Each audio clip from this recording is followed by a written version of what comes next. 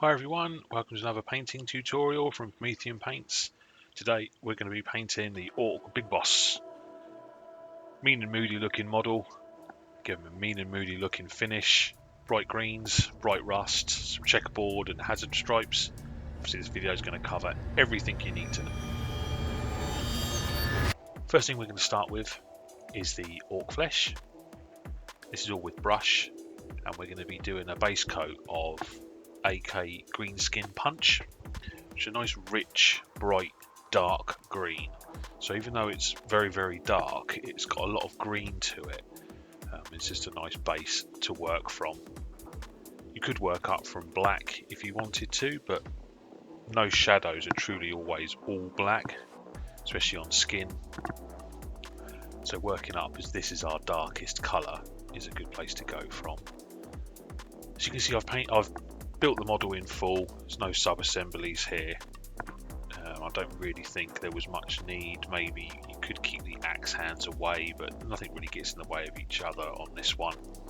Primed the model in Army Painter's matte black. I use the airbrush, but you can buy it in a little pot. So yeah, just a nice matte black. It's a slight shine to it, so you can see where the sort of glowing areas would be if you were looking to use that as a reference point. So now all I do is just go around the model and paint all of the Ork flesh in probably, I would say, 2 coats of this green skin punch. I've had to overly water the green skin punch on the wet palette because we are going through a bit of a heat wave in the UK at the moment. So the paint is drying out quite quick even on the wet palette. So that was about 2 coats on Mr. Big Boss. Next colour is WAAAGH Deep Green, a huge shift now in the 2 colours. What we're going to do is we're going to be creating mid-tones, and it's nice to do if you've got a wet palette. I use the red grass wet palette. It's the light version, it's a slightly smaller one. So the idea here is I've thinned the paint down quite heavily. Once I've brought some down from the wet palette, then I add some more water just so it flows nicely off the brush, and we can almost do a glazing effect. So glazing is the effect of adding a colour over the top of another colour but very thinly, so that only subtly affects it. And then you could use the natural pooling action of a brush. So when you move a brush as you're glazing, most paint is left where you remove your brush. So if you move your brush left to right, you're going to get a nice gradient from left to right when you remove your brush. And of course, the more layers of glazing you add, the more richer the colour becomes and the less of the colour beneath you can see. So it's a nice way of adding translucent layers, colour depth and definition. So yeah, there is quite a big jump here in the 2. But what we can do is, what I'm doing here is I'm finding all the muscle sections of the Ork, all the raised areas around his hands, his forearms, his muscles on his shoulders and back. And I'm painting the entire area I want to be that colour in this deep green. And then we can make mixes a little bit later on to blend it back and to glaze it back into the darker colours. So the idea really here is I'm just sketching in where I want my highlights to be with this thinned down WAAAGH Deep Green.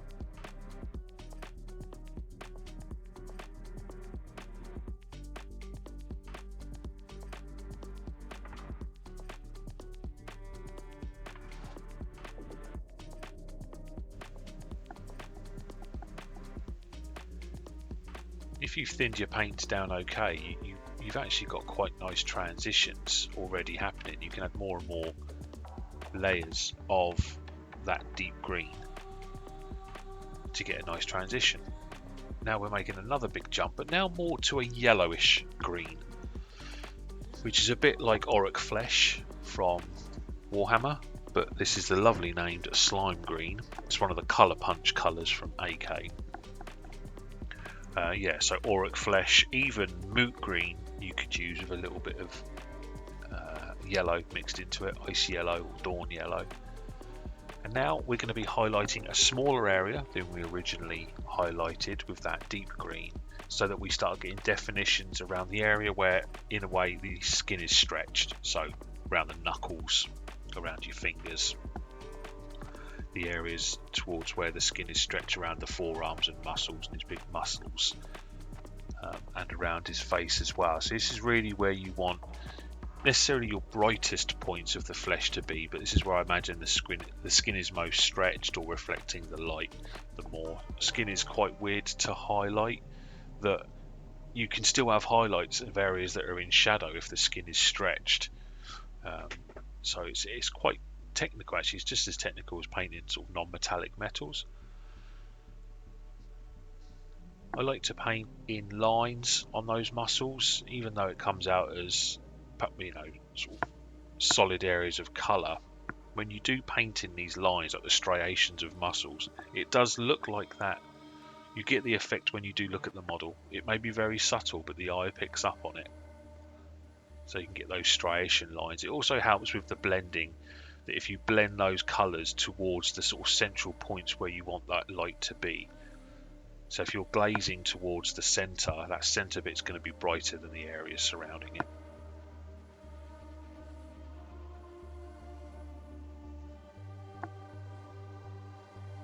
You can see I'm being quite haphazard with the brush strokes. I can't imagine the Ork skin is perfect. I don't think he moisturises that much. But we're still to keep in control. Not a lot of paint on the brush,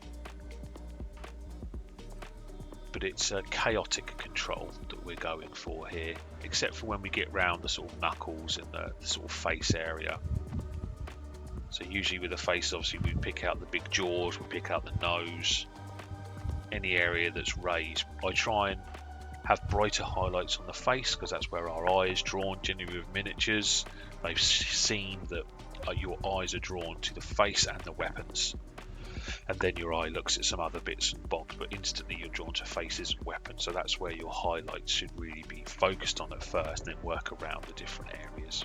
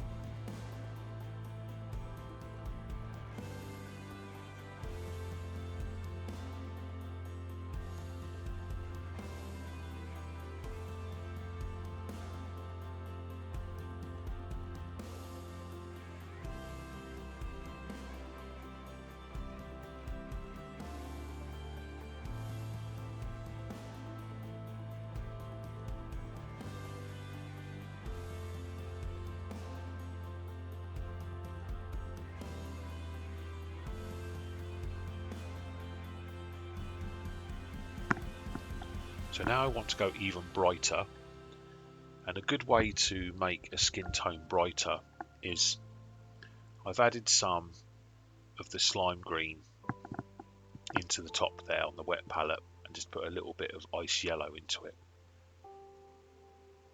And what that does is it desaturates the green, but it also brightens it as well. So where we're looking for those stretched areas of skin, the ice yellow and slime green mix, probably 50-50, works really well, especially on the face. So this is used very sparingly now. Our highlights have gone down from sort of 50% coverage or 60% coverage down to maybe 20% coverage with the slime green, and now we're less than 5% coverage. Very, very subtle highlights, but it makes the overall skin look much brighter when you start doing this.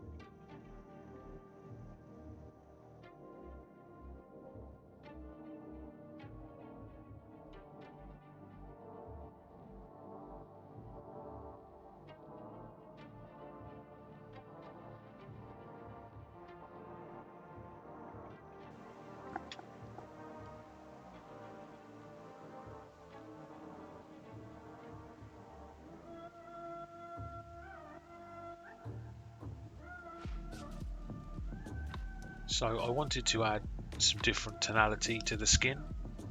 And a great colour for this is AK Wine Red. I use this on all skin tones really. It's very heavy in pigment, so it needs to be extremely watered down. Probably 1 drop of paint to about probably 5, 6, 7 drops of water to make it into the wash. And what I'm doing here is just that I'm washing this down into the shadow recesses areas, anywhere where the skin is dark. I'm glazing this towards those areas, so glazing from our sort of mid to bright points down into the shadows. Around the face is quite easy because there's lots of recessed areas around the face, inside all those. So what we're doing here is we're actually adding a different colour to the model, a nice sort of fleshy pink colour. But we're also helping the blending that we've created from our dark green to very, very bright green. By doing glazes over the top of some of those, it just helps with the blending, takes away some of those, any harshness that we've got that look a bit garish.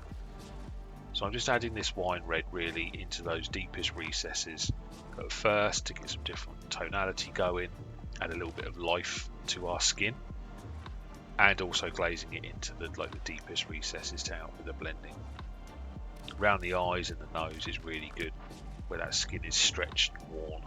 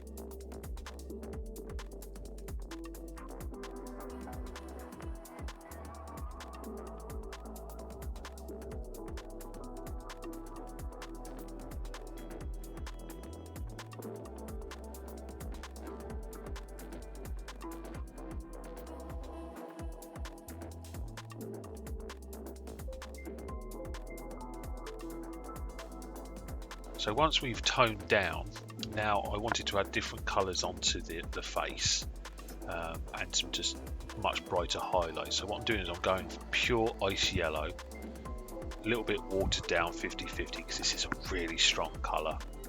And I'm just adding very, very small highlights here on the most raised points, knuckles, the lips, the nose, around the eyes. Very, very small highlights here because this is very, very bright, and also our final highlights shouldn't be full coverage because then they won't be highlights, they'll just blend in with the rest of the colours. If you do put a bit too much on, you can always quickly wet the brush and wick that paint off of the model. If it's dried too quick, then you can just glaze over it with some of your darker colours that you've already got.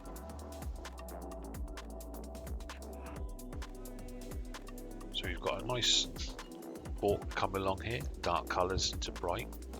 I want to add some, I want to make the lips on the ork look human. So I use WAAAGH Bordeaux red, which is sort of more of a burgundy colour, but it's a hint of pink in there. So I water this down into a glaze, a 50-50 mix, maybe 70-30 mix in favour of water, and I just glaze this over some of the areas where I want it to be a bit more humany flesh looking. So the top of that bottom lip is in this colour, inside of his ears, inside the cheeks, the sort of area of his top lip I paint like this. You can add bits of this across the miniature as well if you wanted to make it look, certain areas look a bit pinker. I just dot a few dabs of it here and there just to break up the green, add a little bit of colour and tonality differences across the model. It all adds up, just breaks up some of the areas and just adds more character and life to the miniature instead of just looking flat and green. And then to highlight it, then yeah, you just add a little bit of the ice yellow into the Bordeaux red, and you can get yourself nice little highlights. But the main point here is to get that pinkishness. You could of course skip this step if you didn't want the pinkishness and just keep the lip as green with the traditional highlights on it.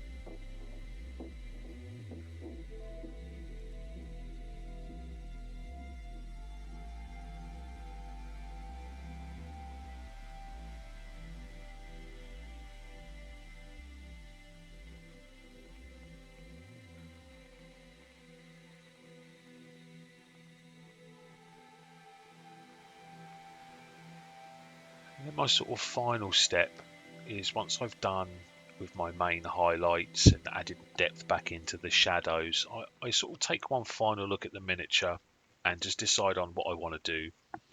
I might want to add some more highlights here and there, or darken down some areas, add more of that Bordeaux red. It all just depends on how you're finishing, but that's why we have the wet palette, so that we can keep going backwards and forwards to those original colours we created just to get our finish point. So now we're moving on to the leather, and there's not actually too much leather on this guy. He's got quite a big jacket on, but I paint all the leather in the same way. And what we do is we start with a paint AK Afro Shadow, which is a nice dark brownish red colour. It's a little bit like Warhammer Rhinox Hide if you wanted to use anything in the Warhammer range. And I just base coat all of the leather in this, so it's his sort of jacket, the shroud sort of bit holding up the gun, his trousers, yeah, basically anything you want to do leather, just base coating this. There's a couple of straps on the front, and of course his axe handle as well will also base coat with this AK Afro Shadow. This is our darkest brown, and this is our sort of darkest shadow colour. I use a lot of different colours when I do leather, so that it saves us having to do washes over the top of it. So this Afro Shadow almost acts like the wash, that there'll always be a little bit that's left in the recesses and in the areas where a couple of bits of leather are joined together, sort of overlapping, so you can get definition between the two. And you should only really need one coat of this. It's quite a nice, rich, dark colour.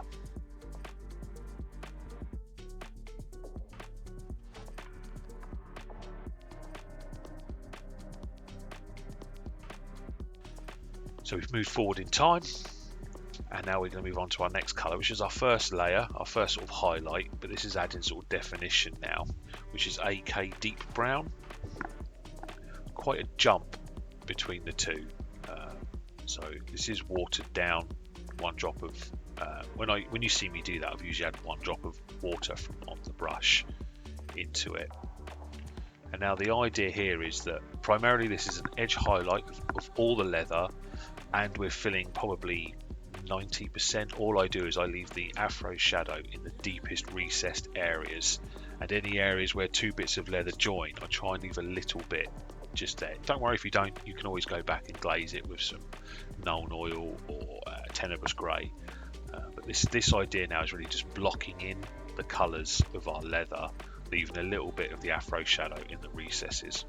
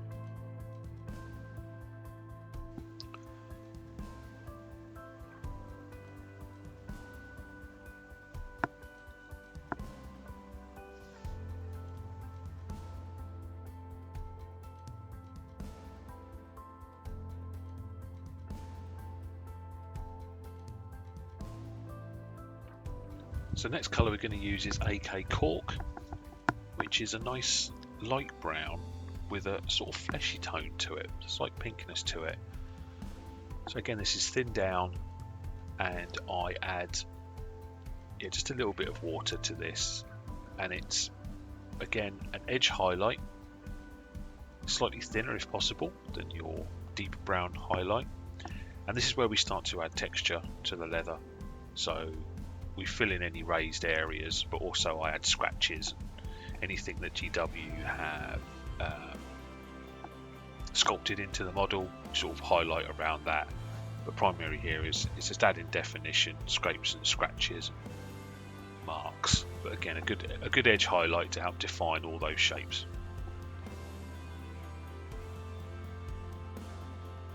On any large areas that you have of leather, especially like on the top part of his jacket by his shoulder pads, I overly water down the leather colours,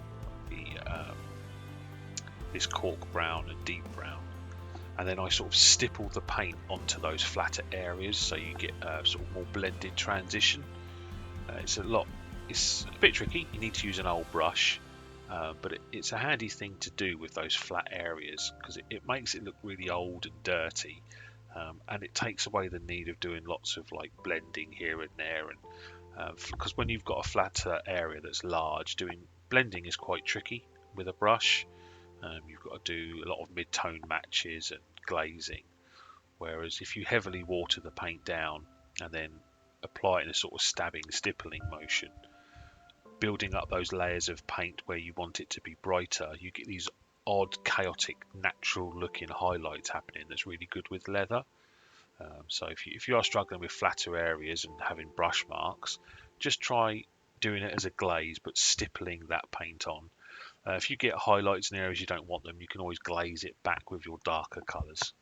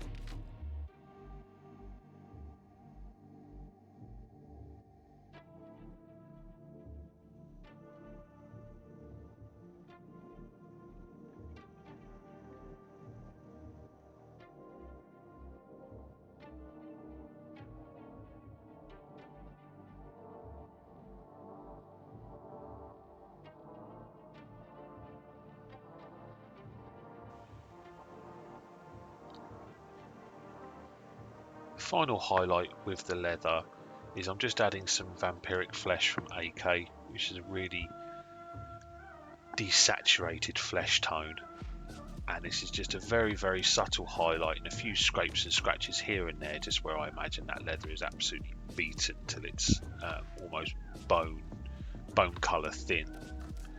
It's just a nice colour, a little bit like the ice yellow we used on the Ork flesh. Desaturated bright highlights offer two things.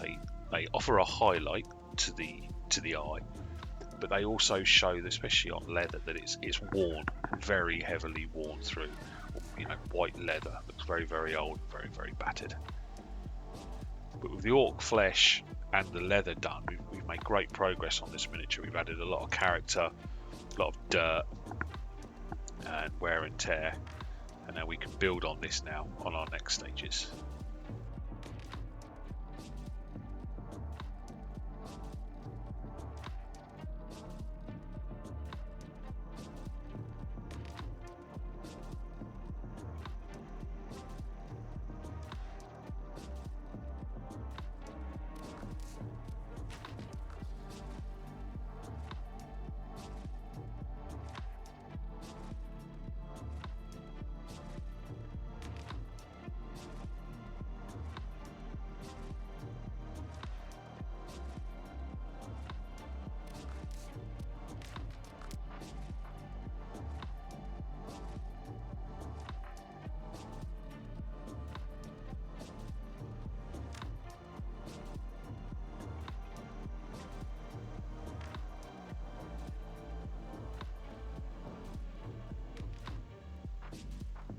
So we're using one of my most favourite colours, AK Tenebrous Grey. It's almost as close to black as you can ever get. I've pretty much gone around now and base coated whatever was left to paint in Tenebrous Grey, as it's a nicer colour than black to get a lot of texture and colour onto the model. Black can be quite a flat highlight or shadow colour, should I say. Tenebrous Grey offers just a different look to the darkest colour you've got, and is a nice colour to work up from, especially when we're going to be doing metallics. They offer when you put a metal colour over this Tenebrous Grey, it just for some reason just makes it look dirty and grimy and horrible. Perfect for our orcish little friends. So yeah, the idea here is just to go around and anything that's left really, just I base coat in Tenebrous Grey, but you could just do clean up with just your normal matte black. If you've been really careful with your brush strokes, you might not necessarily need to do this, but if you've gone over anywhere, this is just a good chance now just to go around, clean it all up with a very, very dark colour. I mean, you could use like a very, very dark brown if you wanted to, a very, very dark red.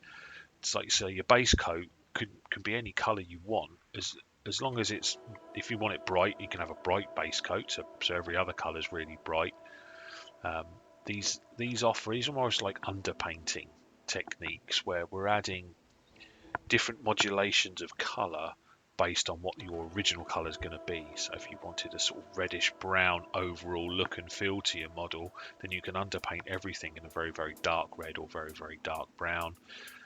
If you're doing like blood angels and you've got nice reds, you could underpaint in a purple so that your darkest shadows are a dark purple colour to give that modulation and tonality shifts from your reds to your purples.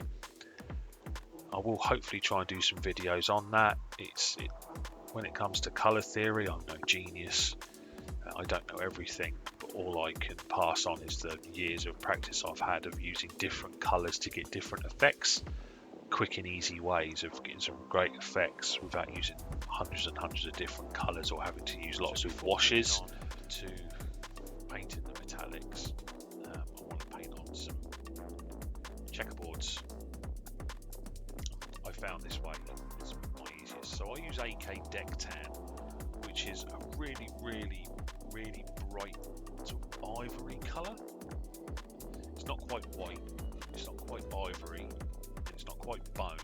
It's a very weird colour that's always in the mix, but you know, any very, very bright white or off-white will work here. So I thinned it down. I'm not using a tiny brush. That's a size 0 brush, so it's got a really good point. It's from the Raphael series A404. Yeah, size 0. They have a very good sharp point. So all I do here is, it doesn't have to be perfectly straight lines, but as straight as you can get them. I just trace out now the sizing of my checkerboard that I want to do. Just do straight lines down, so do the horizontal lines, and then I do a few vertical lines. Now the effect I want to go for is the checkers, the white and blacks or checkers are intact in the sort of centre and top points, and towards the left and right edges they're blended out and looking a bit battered. So to get that, we'll be doing some little bit of glazing with a dark tenebrous grey, and adding some like battle damage lines with tenebrous grey as well. Now this primary bit here is to do straight lines horizontally and vertically, and then just painting your checkerboard. So pick your first square. I chose the square sort of to the top left as you look at the Ork, this one here, and then just work the pattern out from that. It doesn't have to be perfect here. I wasn't going for a bright, clean finish on this Ork. This is a nice grimdark Ork, or grim blood, as people have called how I do my painting. So yeah, just go in now and just painting in those checkerboards. So to steady my hand, I've got it placed hard up against my worktop bit that I use, and I also then use my right hand, my painting hand, that's pressed tightly up against the handle. I'm holding the brush quite far down, too far away and you start to shake and get wobble. So to get control, you hold it further and further down and just take your time. If you make a mistake, you can just go over it again in the tenebrous grey and start from scratch. It's not a big deal. But I find using this deck tan for these Orky checkerboards and the off-white colour, like a Corax. Is it Corax white? Yeah, Corax white. We always get Corax white and Corvus black, but Corvus black is for the Raven Guard stuff. Yeah, any off-white, slightly thinned down, you can sort of scratchy etch that paint on to give that horrible worn look that we've got. Because we're going to be glazing over the top of this, so that the idea of the glazing is that we blend down into very dark shadows, both on this centre, on this chest plate here, and the checkerboard on this shoulder pad as well.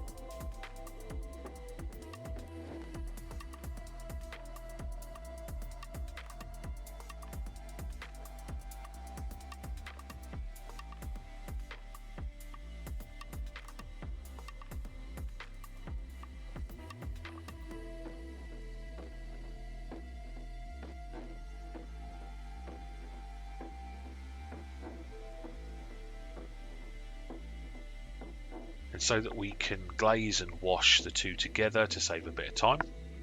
So now I'm adding the horizontal lines first, and then I'll add the vertical lines, and you can add these. So if you want more checkers, then you put them thinner together, less checkers, and you add bigger gaps in between. And doing it on here is exactly the same principle. You'll see that I want the top of his shoulder pad is where it's fading away and worn, and you'll see how I do that here, where I don't paint the line fully up to that edge, do little scratch highlights here and there, but we'll glaze some of that out a little bit later.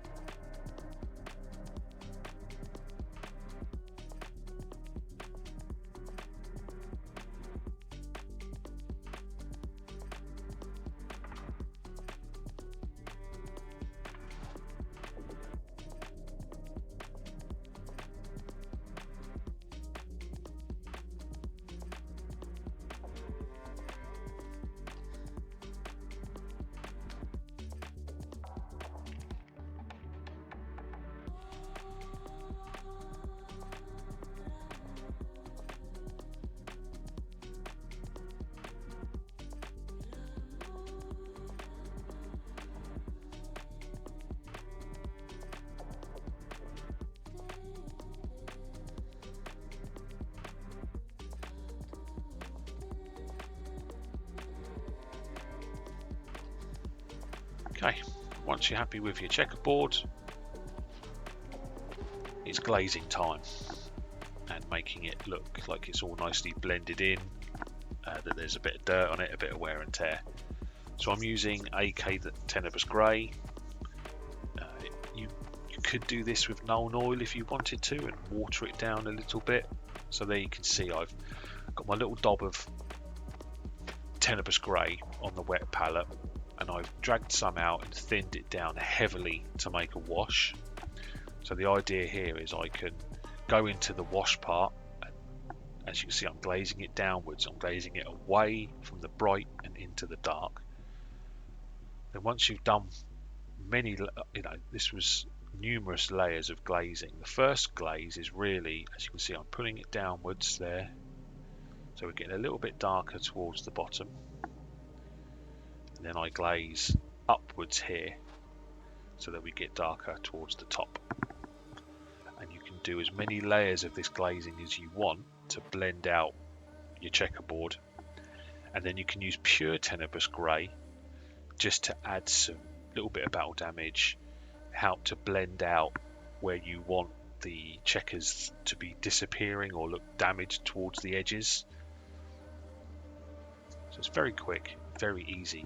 If you then wanted to make these checkers look yellow, you could glaze over the top some Iandan yellow contrast, or any other dark yellow contrast, or even just make a wash out of any yellow. And then you can just, again, use that Tenebrous Grey or your dark colour or Nuln Oil just to go over the darker parts, the sort of black parts of the checkers, just to give it that yellow feel they might have. You could do this glazing it with red. You could glaze any colour over the top of that off-white that you've laid down to get a different colour checker effect.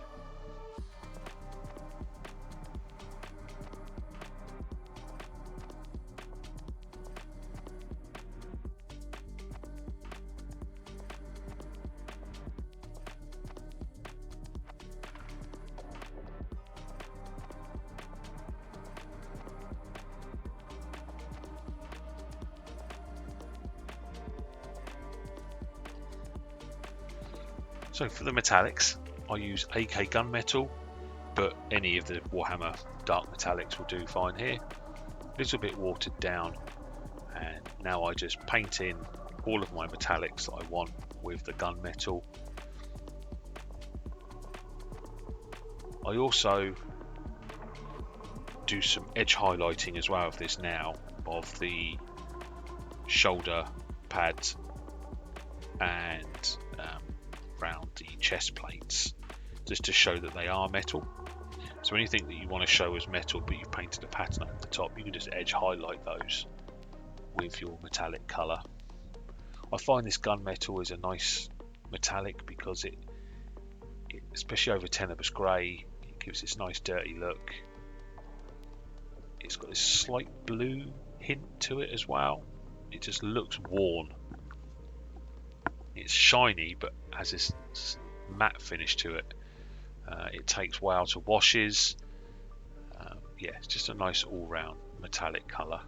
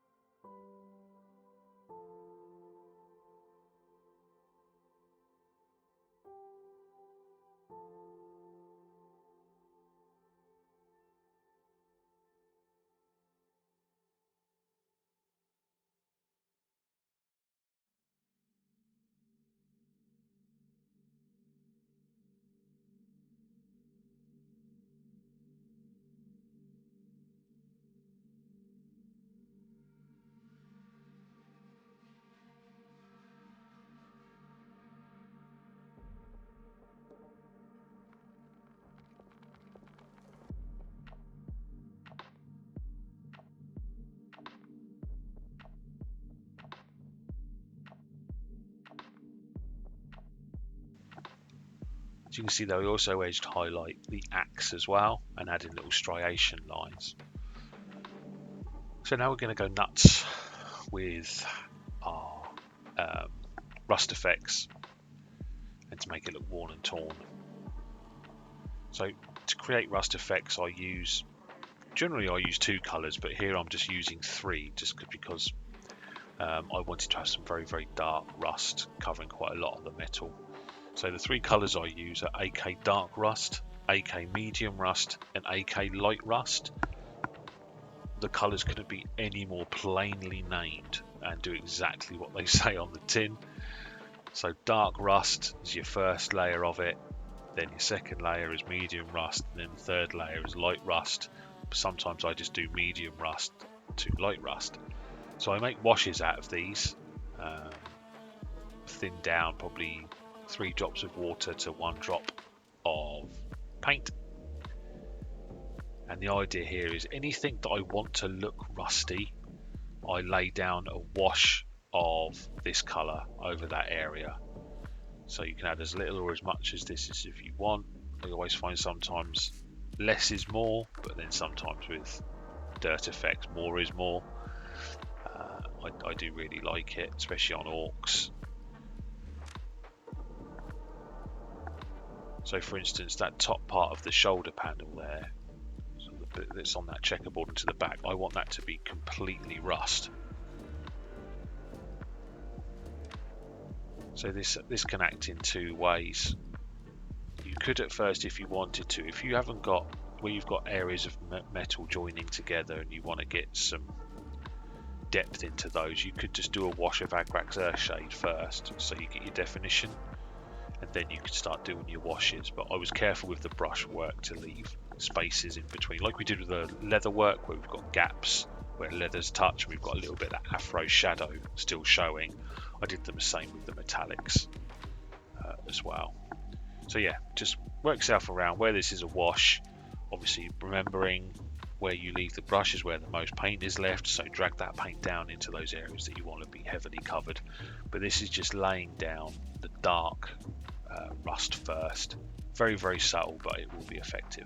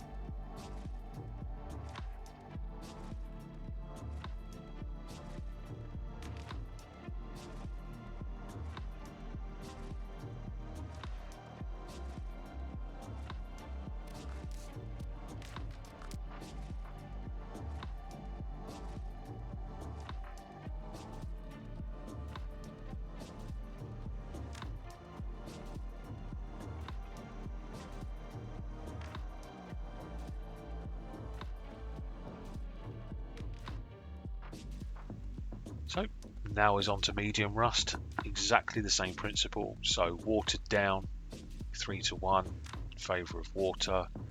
And now what I try and do is a slightly more controlled wash, where I'm aiming into those recessed areas where I wanted it particularly more worn. I'm making sure I paste this paint there. It is brighter. You can do 2 or 3 layers of this. But yeah, any areas that I want it to be worn, I'm just pulling it down into those areas, making sure it flows into the recesses. And this is where you'll start to get good definition of your rust effect, especially around these little bits of rivets in the areas on the axe. You can do stippling effects that I do just to try and get some more heavy weathered approach to it.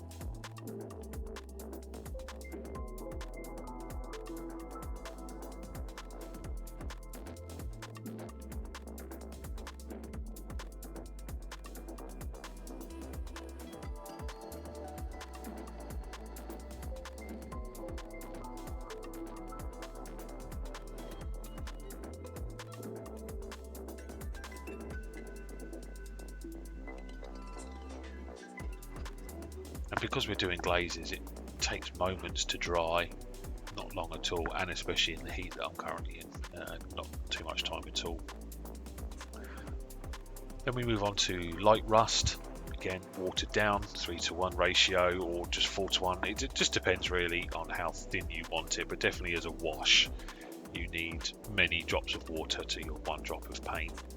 And here you can see, very controlled, I'm just placing this into the areas where I want it to look most rusty, like lighter rust. This lighter rust color always just makes me think of fresh rust.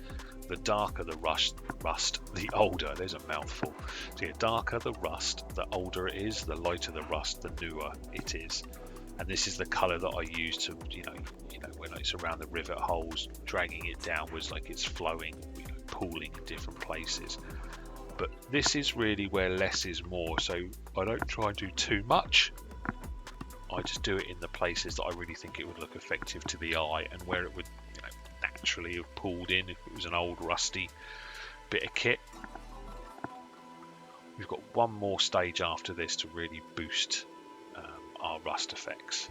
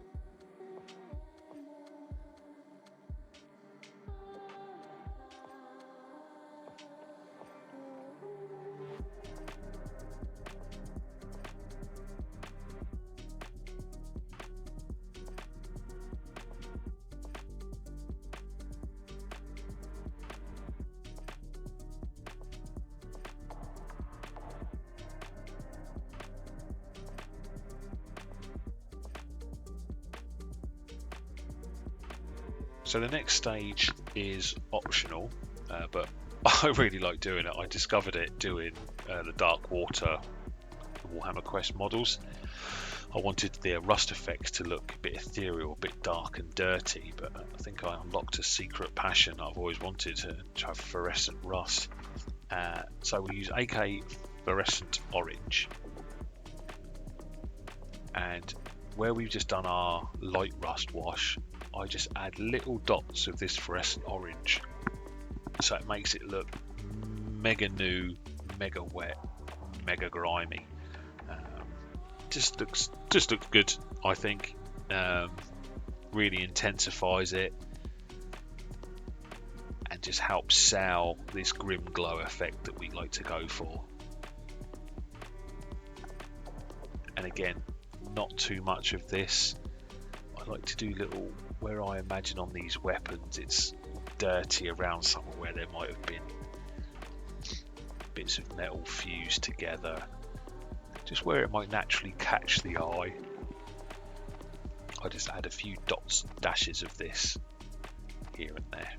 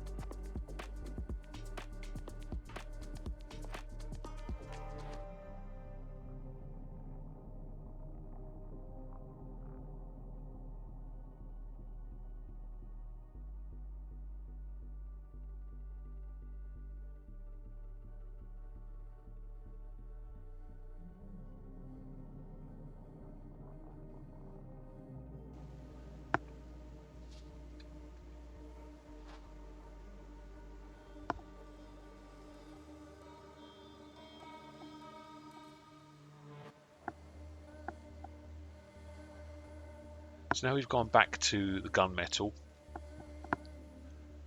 This is really just to bring back some of those edges where they might have been lost with the washes that we've been doing, just to add some highlights and some striation marks.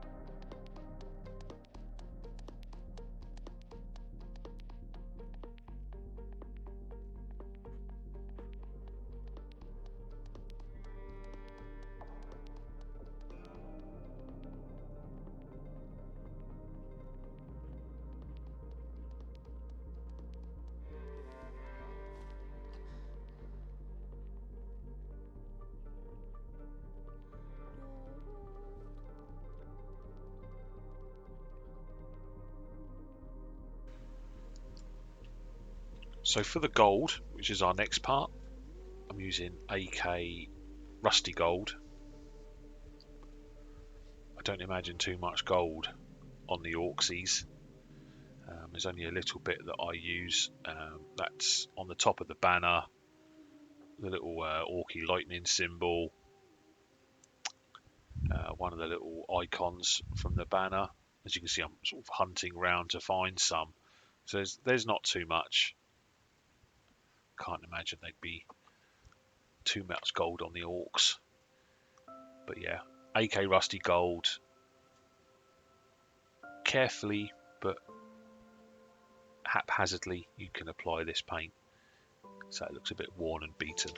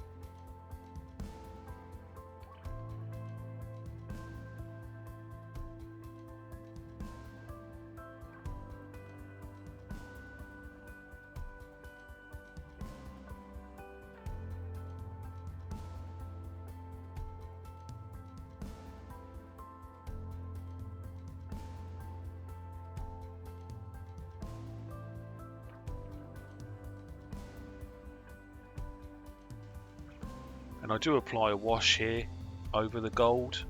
I wanted it to look quite dark, so I use Flesh Shade, which is a great wash for your gold.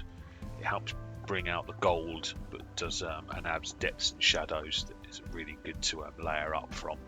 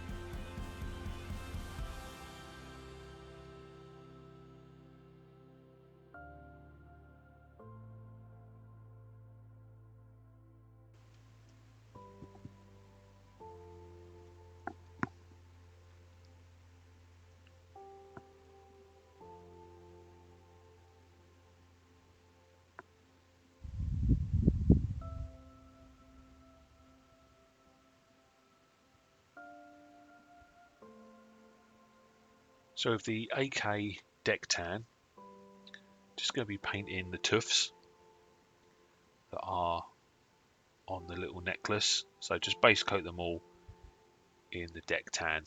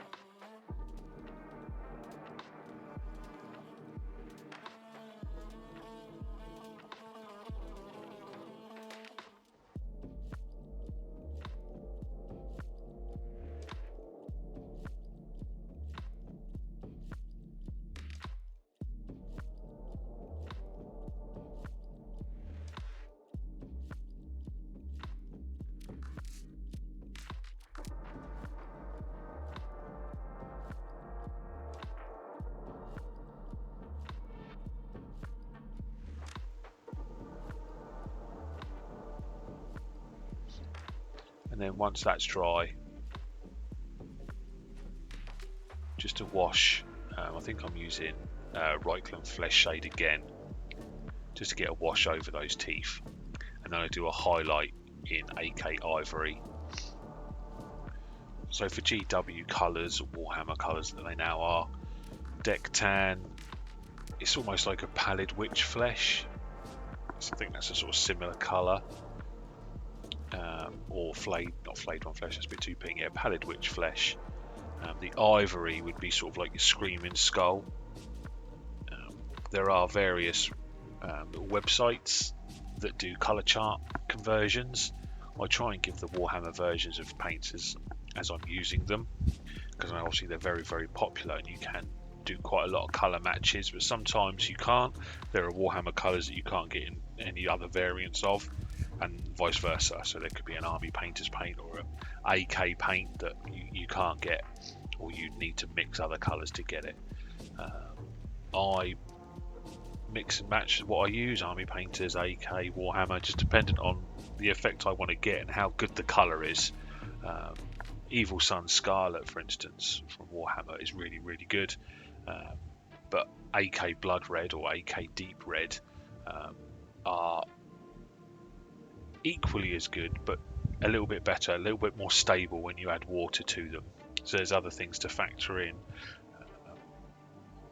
Sometimes it gets a bit overly technical when you're painting.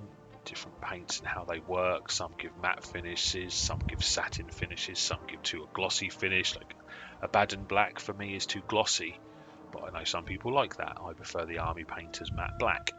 Other people prefer the Pro Acryl matte black. It just really depends on how you are in your hobby, where you are at. Sometimes when you're new, starting with the Warhammer paints is the best, because there's hundreds of tutorials out there all focused on the Warhammer paints. As your skills progress and you get used to using different paint schemes, paint brands, my tutorials start factoring in, and we start broadening our horizons of the colours that we can use and the techniques we can have. So as you see, sometimes with leather I might use 4 or 5 colours, but you could use contrast paints and just use 1 or 2. But then getting the colour modulations, if you want to have a nice character looking model and you want to do different things. So that's what these tutorials are designed for.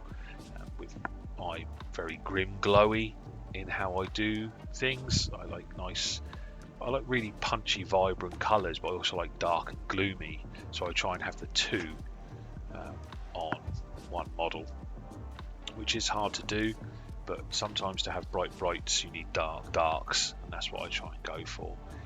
Yeah, I've waffled on a little bit too much there. So we're just going to do simple hazard stripes. So I use, I think I was Deck Tan, but Deck Tan Ivory, or you could just use white. I just use this as just an off-white colour. Again, thin down with our small size 0 brush. And all I'm doing here is just painting thick lines horizontally down on the pipe, but following the shape of the pipe. So these aren't horizontal hazard stripes that curl around the pipe. They're very hard to do. They're possible to do, but they take a lot of effort and a lot of skill. And this pipe is quite small and hard to get to. So all I'm doing here are like hazard loops. So little bands of yellow that are around the pipe. So I just do these straight lines here, thick lines, and then where you can see the pipe in other directions, just try and finish them off. But for this model, you can only really see them from the top down and on the side where we're at. Once that's dry, I then use Iandin yellow, put a little bit on the brush, and I just glaze this pretty much over the entire pipe. But you could just focus it over the areas that you've painted that you want it to be yellow. And like with the checkerboard, you could use any colour here, green, red, blue. Just remember that the contrast paints are all, which was a bit annoying, the contrast paints have different effects. And you can see, look, some has spilt out of the pot as well, very annoying. Yeah, well annoying. But if you're using like a red or a blue, just remember that reds and blues can be quite pigment heavy, so they need a little bit of watering down. So just water down that contrast paint first and then apply a layer, because if it's overly watered down, you can just apply more and more layers. It doesn't matter. If it's not watered down enough and it's too thick and it covers everything, you've got to start again. So just keep that in mind.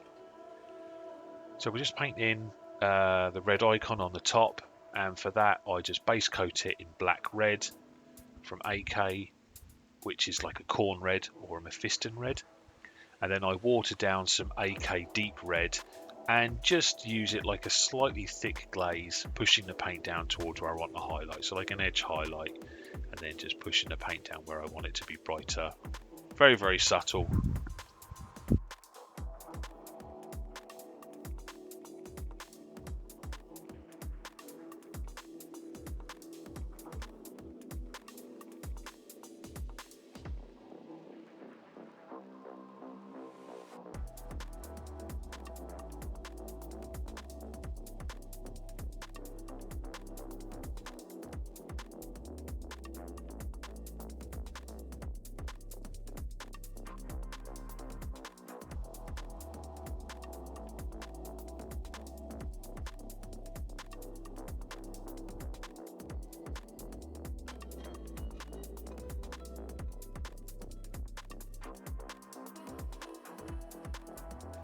So there is a Space Marine helmet hanging down by his little bit of leather tabard. So I'm using two army painter colours here. I think it was Regal Blue and Crystal Blue. You know, this is just a dark blue and a mid-tone blue. So I undercoat everything in the dark blue and then just do a rough edge highlight with the lighter blue. Nothing overly clever there. It's very basic layering, dark colour over the top with a light colour, and that's it. Just happens to be I'm using Regal Blue and Crystal Blue.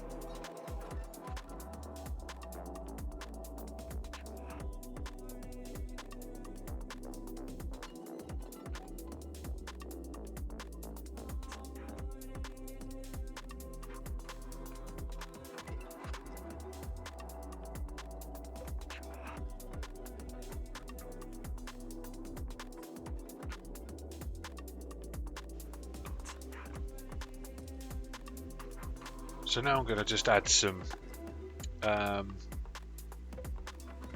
red on some of the piping. So again, base coat in that burnt red, and then a slight highlight on some of that cabling in a little bit of blood red.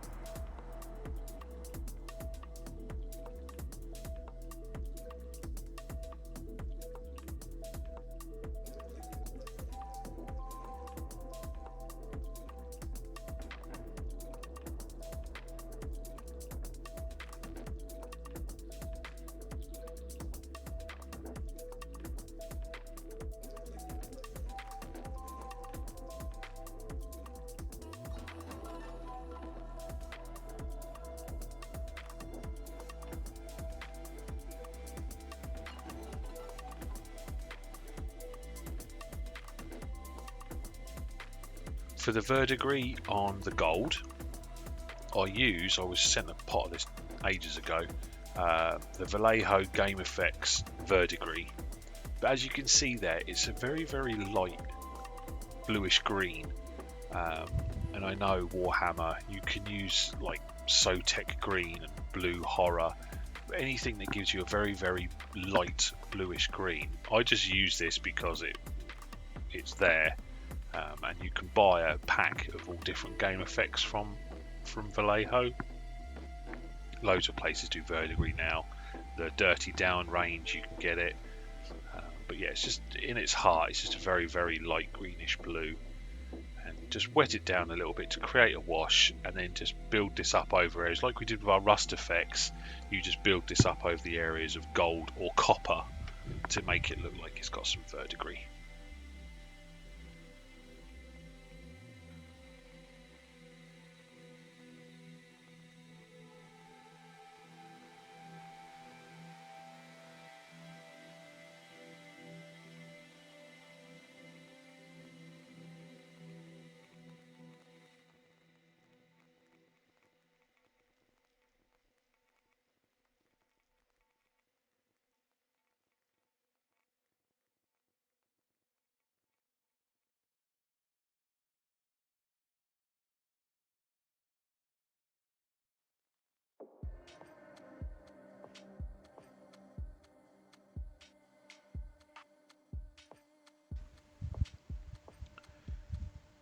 For the next step, so we're slowly finishing off this guy, not too much left to do.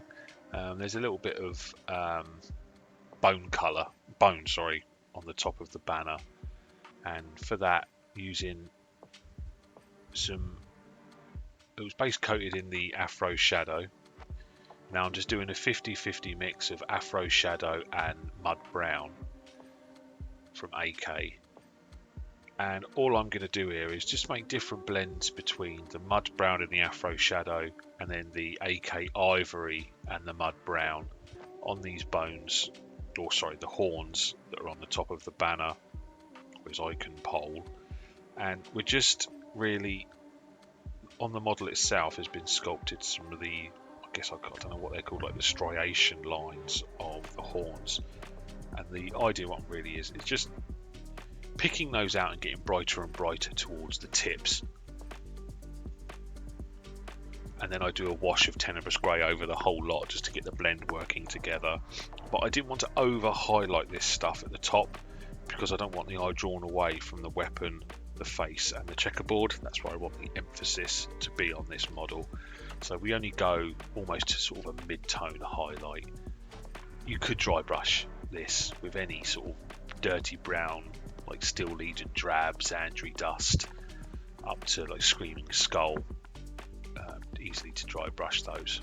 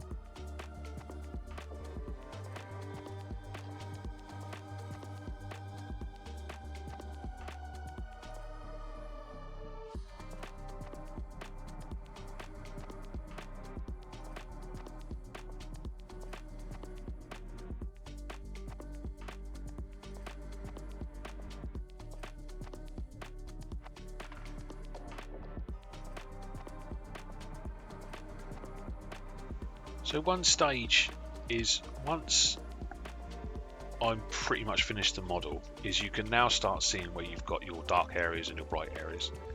So I use my wash of tenebrous grey just to now go back and see where I need to just make things a bit darker, blend items out, add some definitions around shapes.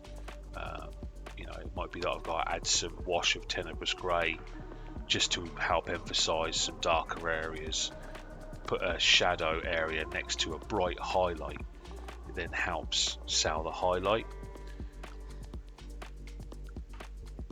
So this is almost like when an editor, or sorry, an author goes over his book as a painting artist, miniature painting artist. Our idea now is that we just go back around and make sure we're happy with how our blends look.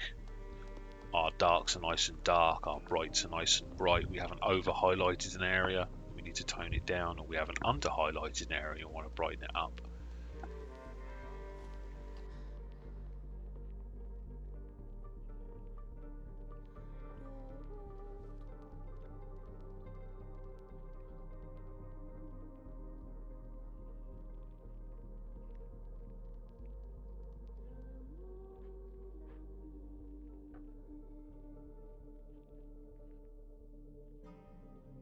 So I want to add some glowing effects.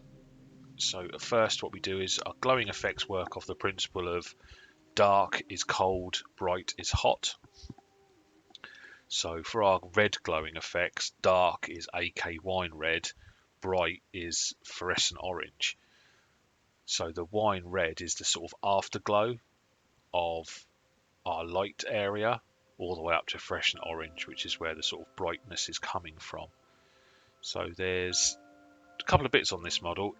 There's two lenses on his face. So I base coat the entirety of the lens and a little bit of the surrounding area in AK wine red.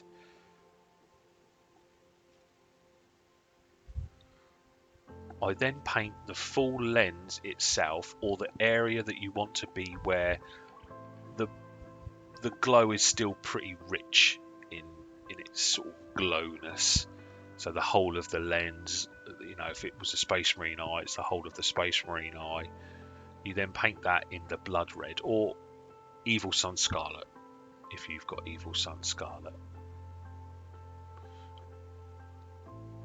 So for this sort of heat vent thing on his axe, I imagine it's brighter towards that bottom front edge. So that's where I will be pushing the blood red towards.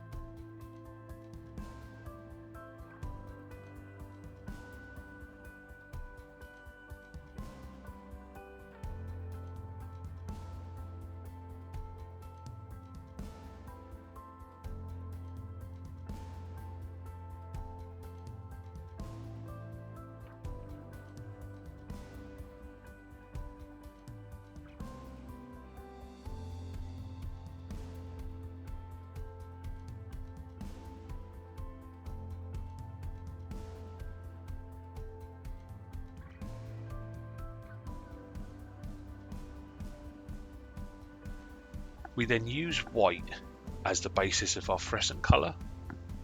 So the white is where the brightness is at its most intense. The light bulb, the top of the candle, the part of the vent that's gotten the warmest. So the white just acts as the base for that. I then paint over the entire area that we've done the wine red on and the blood red and the white with Green Stuff World fluorescent red. That was that paint pot with the fragile tape at the bottom. It's only got fragile tape on the bottom because I stabbed through it with a airbrush needle because it wasn't mixing properly. So I cover all of that in the fluorescent red to help get our glowing heat effect. Then the area that we put the white dots on, you just paint those in AK fluorescent orange. And there you've got your glowing heat effect or glowing lens effect. For the Ork's green eye, there's a little bit of white in there. I just paint over the top of that with AK fluorescent green to get a little subtle glowing green eye. Now this fluorescent red is a great colour that where you've done red on your miniatures and you've got some highlighting going on, you can just add a little bit of that fluorescent red on those edge highlights to just give a bit more intensity to that red glowing highlight effect. Very, very subtle, don't use too much of it. Less is more with that, but it just helps sell the red highlight.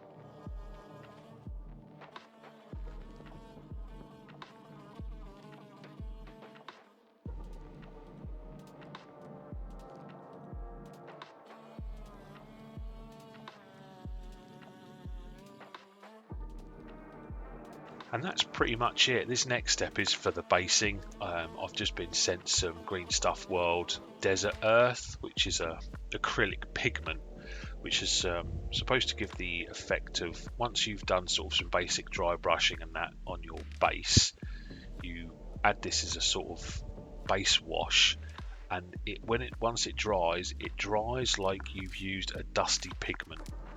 So I thought I'd give it a go, and actually it's pretty good. I just used one layer.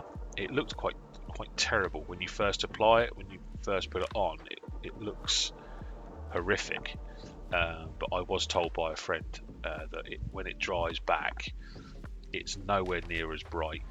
As you can see now, I'm adding some more water just to thin that out quite a bit. And then you can add multiple layers of this to build up the dusty, dirty pigment look. So you can do your bases in line with how you've done your army. Just to keep in mind, there are lots of tools out there to use now with basing to get these pigment effects. So you can just buy pigment, rust pigments, earth pigments, but then you need to use setters and things. It can take a bit of time, but there are companies out there now that you can just buy it almost ready-made in acrylic format, and you can just wash it on. One little handy hint is when you've heavily washed it with lots of water, you can add, just put a little bit over the feet areas or any tabards that are dragging down near the floor, because then it helps join the model to the base.